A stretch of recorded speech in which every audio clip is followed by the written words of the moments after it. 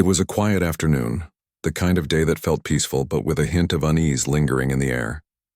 A young black teenager, still in high school, had been given a simple task by his mother: pick up a few items from the store for dinner. He had been to the local market many times before, so this wasn't anything unusual. The store was a small family-owned business in a neighborhood that seemed out of place for someone like him.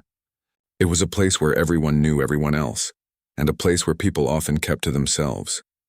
As he walked through the aisles, he couldn't help but notice the stares of a few customers who didn't seem to be minding their own business. The teenager grabbed a couple of cans from the shelf and then moved on to the other aisles to find what his mom had asked for. But something was off. He noticed the eyes of one woman following him. She had been in the store when he walked in, and her gaze never wavered. It wasn't just the normal glance that you might get from anyone trying to gauge the next person's actions in a public place. This was different. Her eyes were narrowed, and there was a sense of suspicion in them, as if she was looking for something wrong. He brushed it off at first, telling himself that he was just being paranoid. But as he continued shopping, he couldn't shake the feeling that she was still watching him, waiting for something. The woman's presence became more uncomfortable as he moved to the checkout aisle.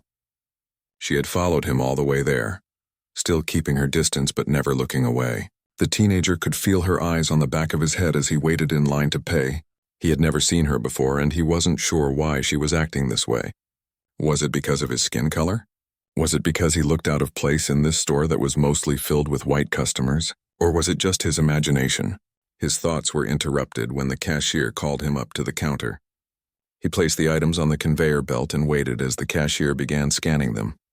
As he glanced at the woman again, he noticed that she was standing by the door, her arms crossed and her eyes still focused on him. There was something about her posture that made him uneasy. She wasn't just looking at him, she was studying him. He tried to push the feeling aside, focusing on paying for his items. He wasn't going to let this stranger make him feel uncomfortable. He had done nothing wrong, and he was just trying to get back home to his mom. But as he gathered his things and started heading out of the store, he heard the woman speaking to the cashier. "Be careful with that one," the woman said in a low voice, loud enough for the young man to hear. "I don't trust him." He looked suspicious. The teenager froze. He wasn't sure if he had heard her correctly, but something about her tone made his heart race. Suspicious? What did she mean by that? The cashier seemed unsure of how to respond, but he glanced at the woman and nodded, not saying anything to the teenager. The young man's steps quickened as he walked out of the store, trying to ignore the growing sense of unease in his chest. He had dealt with this before, people judging him for no reason, assuming things about him based on how he looked or where he came from. But this was different. This wasn't just someone giving him a passing glance. This was someone actively watching him, making assumptions and trying to make him feel out of place. As he reached the door, the woman's voice called after him. "I'm calling the police," she said, loud enough for the entire store to hear. "That kid's up to something." The young man's heart sank. He had heard her, and he could feel his palms start to sweat. He turned around quickly, but by the time he looked back, she was already on the phone, her finger pointing in his direction, as if she had already made up her mind about him. He felt a chill run down his spine. It didn't matter that he was just a teenager trying to pick up a few groceries for his mom. In that moment, he felt like he was being painted as a criminal. He felt the weight of her accusation pressing down on him, and it made him feel small, powerless. He didn't know what to do. Should he go back inside and confront her? Should he just leave and ignore what had happened? His mind was racing, but before he could make a decision, he saw the flashing lights of a police car pull up to the store's entrance. His stomach twisted as two officers got out and started walking toward him. "Hey, what's going on here?" one of the officers asked as he approached the young man, his tone stern. The teenager stood there, frozen for a moment. He hadn't done anything wrong. Why were they stopping him? Why were the police here? He glanced back at the store and saw the woman talking to one of the officers, pointing at him. He knew then that this wasn't just a misunderstanding. This was something more. Something that was happening because of who he was, not because of what he had done. The officer looked at the young man, his eyes narrowing. "We received a report of a suspicious person in the area," the officer said, his voice cold. "Do you mind telling me what you're doing here?" The teenager's mind was racing. He tried to explain that he had just been picking up some groceries for his mom, but the officer didn't seem to listen. He asked the same questions again, his tone becoming more insistent, more accusatory. The young man felt a lump form in his throat. He had never felt so exposed, so vulnerable. He wasn't doing anything wrong, but it felt like the world was trying to make him feel like he was. "Do you have any identification?" the officer asked, his eyes still fixed on the young man. The teenager fumbled in his pockets and pulled out his ID. As he handed it over, he noticed the other officer watching him closely, making sure he didn't move too quickly. It was like the situation had already been decided for him, and now he was just going through the motions of what was expected. He felt like he was in a movie, a scene he had seen on the news far too many times. It wasn't long before the woman who had called the police came outside, her eyes still full of suspicion as she looked at the young man. She didn't apologize. She didn't even seem to recognize the harm she had caused. Instead, as soon as the young man saw his mother step out of the SUV, he felt an overwhelming sense of relief. His heart, which had been pounding in his chest just moments before, seemed to settle, if only for a moment. His mother's presence was like a shield.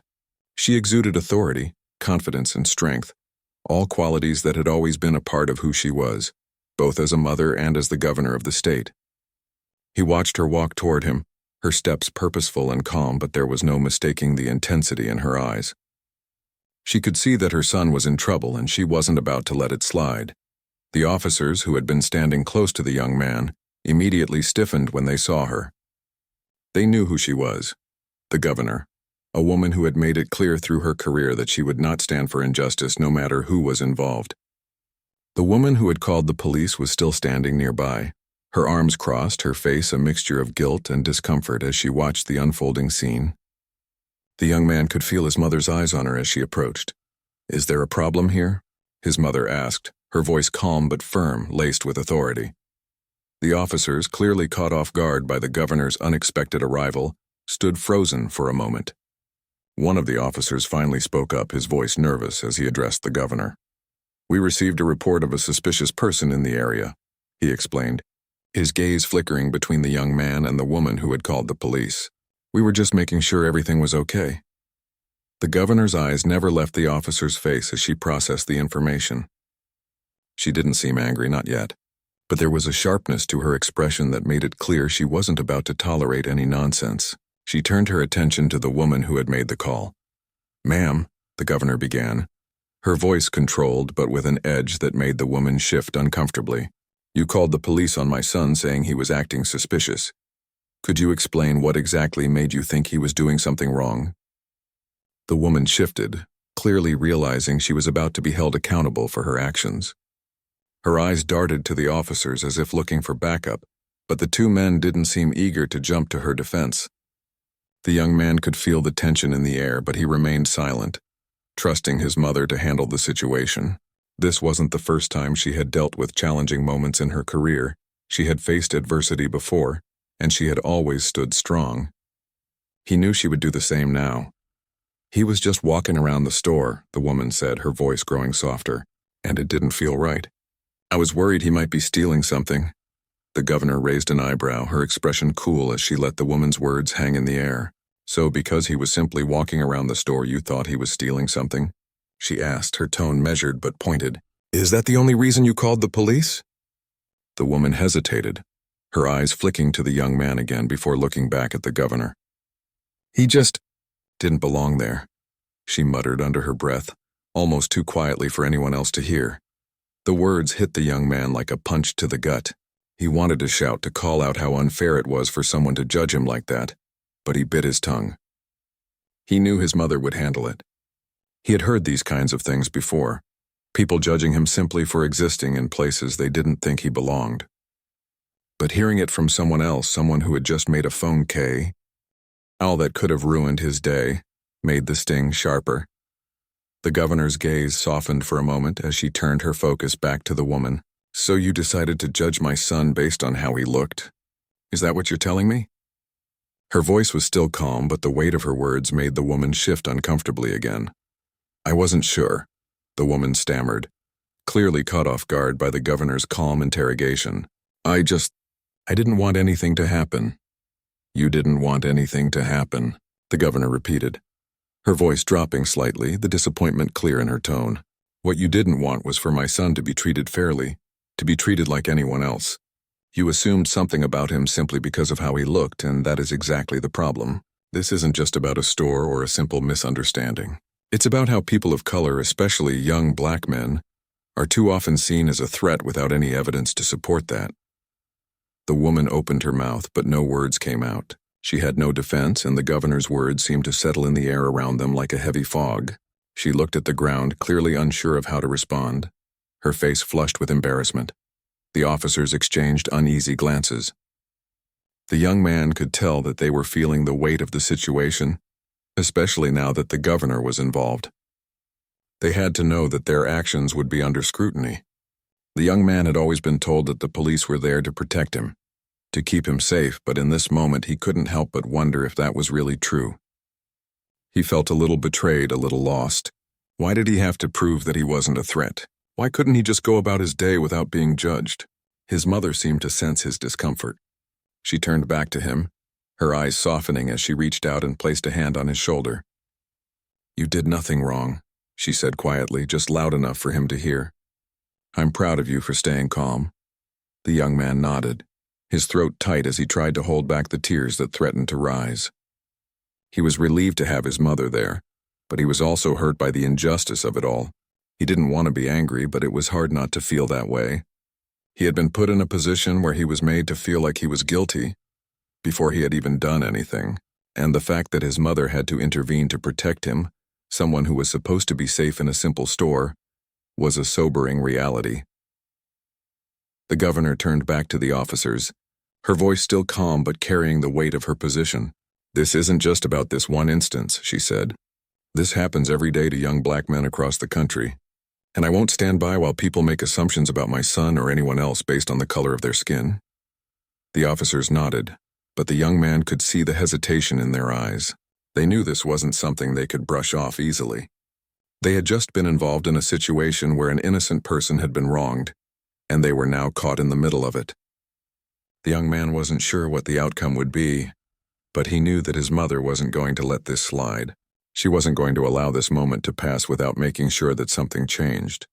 The woman who had called the police stood in silence, her hands still folded across her chest. The young man sat quietly in the back of the car, his mind racing as the SUV cruised through the quiet streets. His mother sat in the front seat, her expression serious but calm. He didn't speak at first, unsure of what to say. The events of the afternoon had left him with so many emotions: anger, confusion, and a deep sense of exhaustion. It was hard to wrap his mind around everything that had just happened. One moment he was just a kid running an errand for his mom, and the next he found himself caught in a situation that felt like it was beyond his control. His mother glanced in the rearview mirror, catching his eye. Without saying a word, she knew what he was feeling. She had seen that look in his eyes before, the one that came from being unfairly judged, from feeling like the world was suddenly against you. She had seen it in so many faces over the years, and it broke her heart every time. But she also knew how important it was to stay strong, especially in moments like these. "You okay?" she asked softly, her voice gentle yet filled with concern. He hesitated for a moment before answering. "I don't know," he said quietly. "I mean, I wasn't doing anything wrong, but I just feel like I'm always being looked at like I'm guilty of something." His mother's face softened. "I know, sweetheart. I know exactly how you feel, and what happened today. It wasn't right. But I need you to understand something. This isn't your fault. You didn't ask for this. You didn't do anything wrong." The young man nodded, but the knot in his stomach didn't loosen. It wasn't that he didn't believe his mother, he did, but hearing those words didn't make the sting of the situation go away. It didn't change the fact that he had been treated like a criminal for no reason other than the color of his skin. "I know it's hard," his mother continued, her voice steady but filled with empathy, "but you have to remember that you're not alone in this. You're not the first, and sadly you won't be the last. But we can make sure things like this don't keep happening, that the next person doesn't have to go through what you did." The young man looked out the window, watching the city pass by. He had heard his mother speak about issues like this before, especially in her speeches and interviews as governor. He had always been proud of the work she did, the way she stood up for people who couldn't always stand up for themselves. But now, sitting in the back of her car, it felt different. It felt personal. This wasn't just something he had seen on the news or read about in the papers. This was something he had lived through, something he would never forget. As the car pulled into the driveway, the young man took a deep breath and stepped out. His mother followed him, her hand resting on his shoulder as they made their way inside. The house was quiet, the air filled with the familiar comfort of home, but it didn't feel the same today. There was an underlying heaviness in the atmosphere, a sense of things being out of balance. The young man sat down at the kitchen table, staring at the floor, lost in his thoughts. His mother made her way to the counter, pouring herself a glass of water before joining him. She sat across from him, her expression softening as she watched him. She could tell that he was struggling to process everything that had happened. He was a good kid, someone who worked hard, respected others, and always tried to do the right thing. And yet, none of that seemed to matter when someone else made assumptions about him, when they saw his skin and immediately decided who he was. "Mom, why does this keep happening?" he asked, his voice filled with frustration. "Why does it feel like people always think I'm up to something just because of how I look? It's not fair." His mother set her glass down and looked at him, her eyes filled with a mix of sadness and determination. "I wish I could give you an easy answer. I really do. But the truth is, there's a long history of people being judged based on the way they look, and that history is still with us today. It's not fair and it's not right. But it's something we have to keep fighting against. And that's why I do what I do, because I want to make sure that you and everyone else has a chance to live in a world where things like this don't happen anymore." The young man felt a surge of emotion. He had always admired his mother's strength, her ability to speak out and fight for change. But hearing her say these words, knowing how deeply she understood what he was feeling, made him realize just how much she had sacrificed.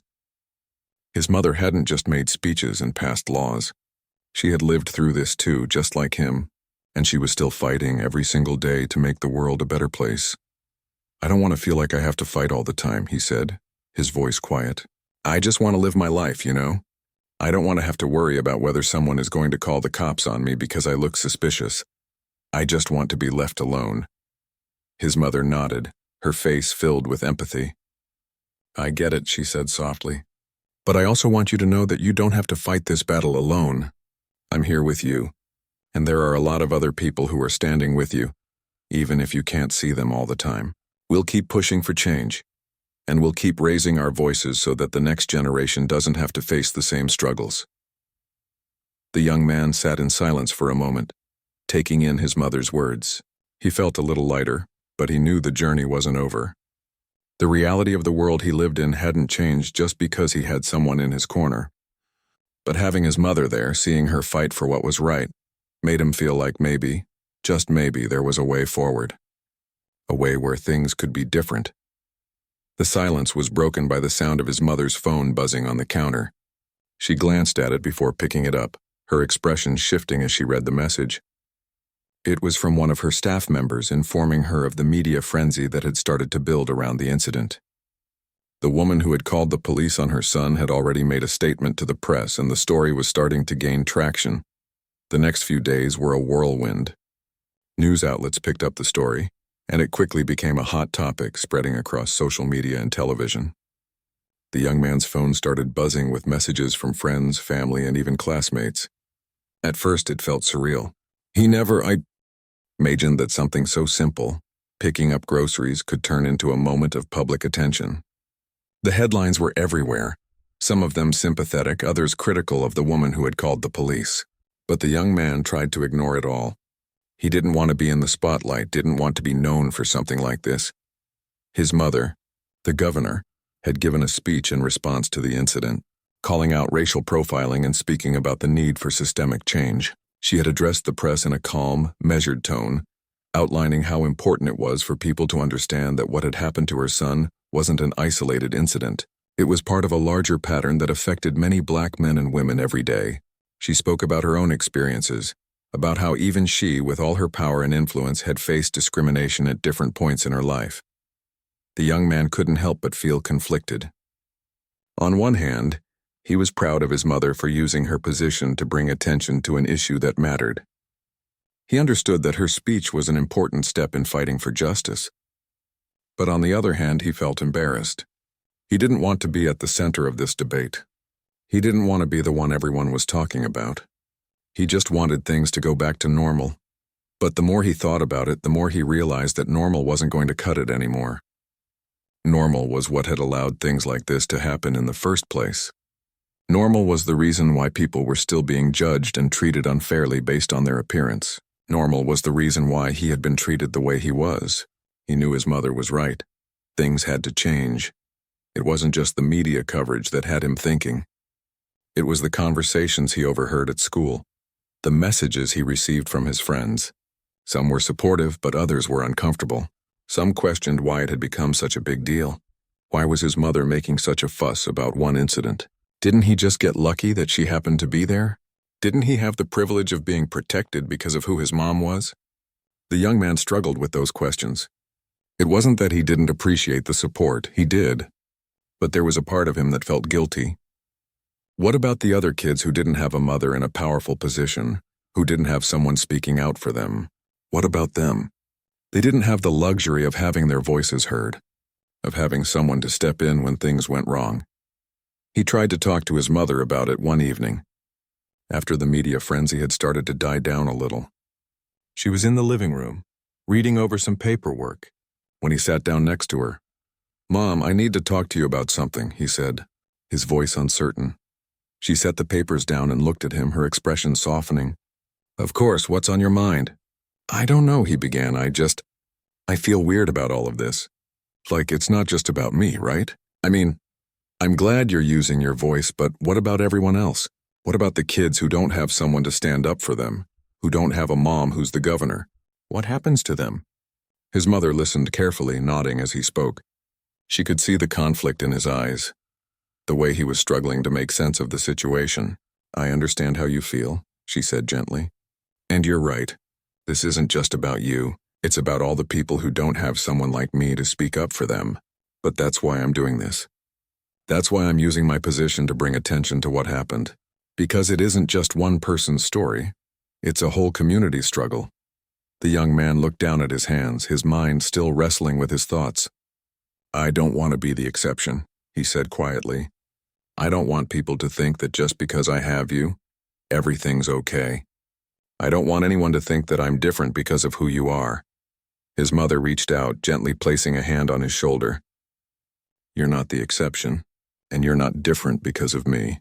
What happened to you shouldn't have happened. What happened to you happens to so many people, and that's why we need to keep fighting. But I also want you to know that you're allowed to feel however you feel. This situation is complicated, and it's okay if it's hard to navigate." The young man sat quietly, absorbing his mother's words. He felt a little better knowing that she understood his feelings. But the weight of the situation still hung over him. He wanted to move past it, to go back to just being a teenager, to not be defined by the events of the past week. But the truth was that wasn't going to happen, not now, not ever. The following day, he went to school with a heavy heart. He had avoided the media, turning off his phone to escape the constant stream of notifications. He didn't want to deal with the questions, the comments, the opinions. He just wanted to be left alone. But when he walked through the school gates, he knew that wasn't going to happen. Students from all grades seemed to know about the incident. Whispers followed him down the hallway, eyes darting his way. Some of his friends smiled at him, giving him words of encouragement, but others didn't know what to say. The uncomfortable silence that hung between them spoke volumes. There was a feeling of tension in the air, like everyone was trying to figure out where they stood. When he reached his first class, a few of his classmates glanced at him, their eyes full of curiosity. One of them, a boy he didn't know very well, approached him during lunch. "Hey man, I saw your mom on the news," he said, his tone awkward. "That was pretty crazy, huh?" The young man nodded, not really knowing how to respond. "Yeah, it's been a lot." "I mean, I get it," the boy continued, "but don't you think she's making it a bigger deal than it is? I mean, you didn't really get hurt, right? You're fine." The words hit harder than the young man expected. He felt the anger rising within him, but he pushed it down. "I'm fine," he said, trying to keep his voice steady. "But that's not the point. The point is that it shouldn't have happened in the first place. That's the problem." The boy didn't say anything else, but the young man could see the uncertainty in his eyes. He knew the boy didn't fully understand. But how could he? The world wasn't built to make him see the struggles that the young man faced every day. Later that evening, the young man and his mother sat down together again. She could tell he had been carrying the weight of the day on his shoulders. He was quiet, his mind still racing from the interactions at school. "You're doing good," his mother said gently, breaking the silence. "You're handling this better than most people would, and I'm proud of you." The days following the incident began to feel like a blur. News outlets had moved on to the next big story, but the young man couldn't shake the feeling that his life had changed in some fundamental way. He tried to go back to his routine, to school, to hanging out with his friends, but the weight of everything that had happened hung over him. It was as if a door had been opened that could never be closed again. At school, things were quieter now, but the undercurrent of tension was still there. He could feel the eyes on him when he walked down the hallway. Some of the students were kinder, offering words of support, while others remained distant, unsure of how to engage with him after what had unfolded. He hated the attention, the pitying looks, but there was nothing he could do to change it. The reality of what had happened was out there, and he couldn't escape it. One afternoon, he was walking home from school when he saw a familiar face ahead of him. It was a girl he knew from his history class, someone who had always been friendly but not particularly close. She waved as she approached, and for a moment he considered turning the other way, but something made him stay, and as she came closer, she smiled. "Hey," she said softly. "How are you doing?" He shrugged, unsure of what to say. "I'm all right. I just wanted to say," she continued, her tone hesitant, "that I'm really sorry for what happened. I know it must have been tough." He nodded, grateful for her words, but he didn't know how to respond. It wasn't that he didn't appreciate her concern, it just felt so surreal, so out of place. How could she understand what he was feeling? How could anyone? "Thanks," he said finally. "I mean, it's been weird, but I'll be okay." She smiled again, but it was clear she didn't know what to say next. After a few awkward moments, she waved goodbye and walked on, leaving him standing there, lost in his thoughts. He couldn't shake the feeling that everything had changed. The world around him seemed to have shifted, and he wasn't sure where he fit in anymore. That evening, his mother called him into the living room. She had been busy with work all day, but now she had a moment to sit down with him. The TV was on in the background, playing a news segment about the ongoing conversation about racial profiling. And for the first time, the young man saw a clearer picture of the bigger conversation. It wasn't just about him. It wasn't just about one incident. This was something much deeper, something that affected people every single day. "Hey, sit down for a minute," his mother said, motioning for him to join her on the couch. He did, and she turned off the TV, giving him her all attention. "I've been thinking a lot about everything that's happened," she began, "and I want to make sure you understand something important. What happened to you, it was wrong, but it's also part of a much bigger problem, a problem that's been around for a long time." The young man listened, knowing that his mother had dealt with this issue from a political standpoint for years, but it felt different now. It felt personal. It wasn't just an issue to debate in speeches or interviews. It was something that had touched his life, something he would carry with him forever. "I don't want you to feel like you're alone in this," she continued. "I know it feels that way right now, but trust me, this fight has been going on for generations. And even though things haven't changed as quickly as they should, there are people out there working every day to make sure that this doesn't happen again." The young man nodded, trying to absorb her words. It was hard to focus on the bigger picture when everything felt so close, so personal. But as he thought about it, he realized that his mother was right. This wasn't just about him. This was about everyone who had ever been judged based on their skin, based on assumptions that weren't true. And the more he thought about it, the more he understood why his mother had spoken out. This was a fight that needed to be fought. Not just for him, but for everyone. "I just wish it didn't have to be like this," he said quietly. "I wish I could go back to just being a kid, you know? Not always thinking about how people see me, or how I'm going to be treated." His mother smiled gently, a mixture of sadness and understanding in her eyes. "I know, sweetheart. I wish that too. But the truth is, we don't always get to choose when we're called to fight for what's right. And sometimes the fight finds us whether we're ready or not." He let her words sink in. He didn't have all the answers. He didn't know what the future would hold. But he was starting to understand that he had a part to play in this. Maybe it wasn't his responsibility alone to change the world, but he could be part of the change. And maybe, just maybe, he could help others see things differently. Help them understand what it was like to walk through the world with a target on your back, simply because of who you were. The following weeks brought some sense of normalcy, though the young man knew things would never quite be the same. His mother continued her work, using the platform she had to speak out for those who didn't have the same voice. She talked about the need for justice, about the importance of understanding and empathy, and she advocated for real change, both in the law and in society's attitude toward race. For the young man, it was a slow process of healing. He still had moments where he felt like he was on edge, where the weight of what had happened seemed too much to bear. But he also started to see things differently. He noticed the way people interacted with him now, the way some were more cautious, others more kind. He even caught a glimpse of someone who used to look at him suspiciously, now offering a smile. One afternoon, he found himself at a local community event with his mother. It was a rally for social justice, with people of all backgrounds coming together to demand change. The young man had agreed to come along, though he wasn't sure what to expect. As he walked through the crowd, he began to realize as time passed, things began to settle into a new normal. The young man still felt the weight of what had happened, but it wasn't as heavy as it had been in the beginning. The media had long moved on to other stories, and while the whispers in the hallways at school never completely disappeared, they became less frequent. The young man found himself growing more comfortable with who he was, less concerned about what others thought of him. He had been through something that changed him, but it didn't define him. It wasn't his fault that he had been caught in the middle of a much bigger issue, but he could control how he moved forward. At home, things had calmed down. His mother continued to work tirelessly for the people, using her platform to push for change, but their family life returned to its usual routine. There were still moments when the young man would catch a news segment or a headline that reminded him of the incident, but for the most part, he focused on his life, his friends, and his future. He was no longer just the kid who had been unfairly accused. He was more than that. One evening, after a long day at school, he found himself sitting at the dinner table with his mother.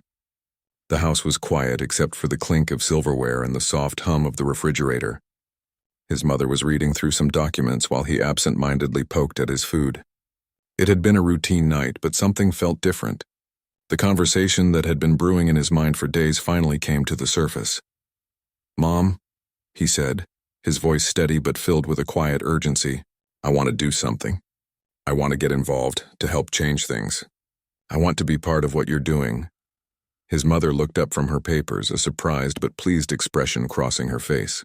"What do you mean?" "I mean, I don't want to just sit back and watch anymore. I want to speak out, help people see what's really going on. I don't know how, but I want to start doing something." For a moment, there was a silence as his mother processed his words. Then she set the papers down and gave him her full attention. "I'm proud of you," she said, her voice filled with admiration. "I think it's a powerful decision. But you don't have to have all the answers right now. The fact that you want to help, that you're thinking about how to make a difference, is a huge step." The young man nodded, feeling a mix of excitement and nervousness. "I know I don't have all the answers, but I feel like I need to do something. I don't want to just let it go. I want to make sure what happened to me doesn't happen to anyone else." His mother reached out and placed a hand on his. "I think you're already doing that every time you share your story. You may not realize it, but just by talking about your experience, you're helping others. Your story matters, and it can inspire others to take action too." They sat in quiet reflection for a while, the weight of their conversation settling between them. For the first time, the young man realized that he had a voice, one that mattered, one that could bring about change. It wasn't just about being angry at the system or being frustrated with how things were. It was about taking that anger and turning it into something positive. It was about using his experience to help others find their own voice, just as his mother had done for so many years. The next day, he decided to take the first step. He reached out to a local youth group that focused on social justice issues, offering to volunteer his time and help with their projects. He wasn't sure exactly how he could contribute, but he knew that he needed to be part of something bigger than himself. He needed to make sure that young people who felt like they had been overlooked or misunderstood could find the support they needed. A few weeks later, he attended his first meeting with the group. The room was filled with a diverse group of young people, each with their own unique stories and reasons for being there. Some had experienced similar situations to his, while others were there to learn and grow. to be a part of the change they wanted to see in the world. It felt like the first time in a long while that he wasn't alone. There was a sense of camaraderie, a shared understanding that they were all working toward the same goal, creating a world where no one would be judged based on their skin color or appearance. The group leader, a woman in her 30s, welcomed him with a warm smile and introduced him to the rest of the group. She didn't make him feel like he was just there because of his story. She treated him like an equal, someone with valuable insight to offer. She explained that their mission was to empower young people to speak out, to raise their voices against injustice, and to work together to make a difference. "I think you're going to fit right in here," she said to him. "Everyone has a voice, and we need each one of you to help amplify it. Together we can create real change." As the weeks went by, the young man began to feel more and more at home with the group. He attended their meetings regularly, offering his thoughts and ideas. He shared his story, not because he wanted sympathy, but because he knew that by speaking out, he could help others who were facing similar struggles. He realized that his experience was just one of many, and that the more people shared their stories, the more powerful their collective voice became. He also began working with the group on several community projects. They organized rallies, volunteered at local schools, and met with policymakers to discuss ways to address racial inequality and systemic injustice. It wasn't easy. There were setbacks, disagreements, and moments of frustration, but the young G-man knew that they were making a difference, however small it seemed. One afternoon, a few months after he had joined the group, his mother invited him to one of her public events. It was a rally for racial justice, and she was speaking to a crowd of thousands. As they stood together backstage preparing for her speech, she turned to him with a smile. "I'm proud of you," she said. "I see the way you're finding your voice, and it makes me believe that change is possible." He smiled back, feeling a sense of accomplishment he hadn't expected. "I'm just following your example," he said. The event was a huge success, with people from all walks of life coming together to stand for justice. As his mother spoke to the crowd, the young man stood beside her, feeling a deep sense of connection to the people around him. He was no longer just a passive observer in the fight for change. He was an active participant, working alongside others to create a better future. As the rally came to an end, he looked around at the faces of the crowd, faces filled with hope, determination, and solidarity. For the first time in a long time, he felt like things were finally starting to shift. He didn't know what the future held, but he knew that he was part of something much bigger than himself. His mother placed a hand on his shoulder as they made their way through the crowd. "This is just the beginning," she said. "But together we're going to keep fighting until things change." The young man nodded, his heart swelling with a sense of pride. He had found his place in the world, and he knew that his voice, along with the voices of countless others, would help pave the way for a better future. It wasn't just about what had happened to him. It was about all of them, working together to make the world a place where everyone, regardless of their skin color, could live without fear of being judged. And as he looked out at the crowd, he realized that change was possible, and he was ready to be part of it. How many people shared his feelings? How many others had gone through similar experiences? It was overwhelming but also comforting. He wasn't alone in this fight. At the rally, his mother spoke to the crowd, her voice strong and filled with passion. As she spoke about the need for unity, about the importance of coming together to create a fairer world, the young man felt a sense of pride he hadn't expected. He had always admired his mother for the work she did, but seeing her up there, fighting for what was right, made him realize just how powerful her voice was. Afterward, a few people came up to him, thanking him for his bravery. They said they were proud of how he had handled everything, that he had inspired them to keep fighting, to keep pushing for change. He felt a mix of emotions, surprise, gratitude, and even a little embarrassment. But as he looked around, he saw the faces of people who truly understood, who had been through their own struggles. And for the first time in a long while, he felt like maybe he was making a difference, even if it was in small ways. Later that evening, when they were alone again, his mother asked him how he felt about the day. I think I get it now," he said quietly. "It's not just about what happened to me. It's about everyone who's been treated unfairly, and I want to be part of making sure that stops. I want to help." His mother smiled, proud of him. "You already are, sweetheart. You already